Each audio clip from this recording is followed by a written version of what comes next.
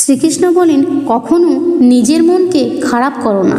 মানুষ কী ভাবে সেটা তার কর্ম, কিন্তু তুমি কি করবে সেটা তোমার ধর্ম। দুনিয়াতে সবাই তোমাকে পছন্দ করবে এটা কখনো সম্ভব নয়। মানুষের কথায় কান দেবে তো জীবনভর অগোছালোই থেকে যাবে। যারা আজ তোমায় অবহেলা করে, কাল তারাই তোমার প্রশংসা করবে।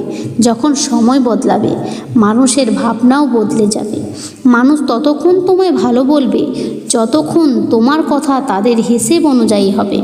যখনই তুমি তোমার রাস্তায় হাঁটবে, তারা তোমার আলোচনা শুরু করে দেবে।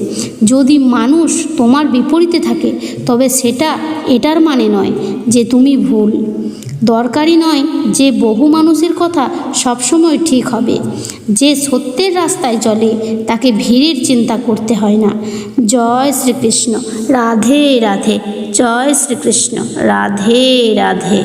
ভিডিওটি ভালো লাগলে অন্যদেরকে দেখার সুযোগ করে দিন।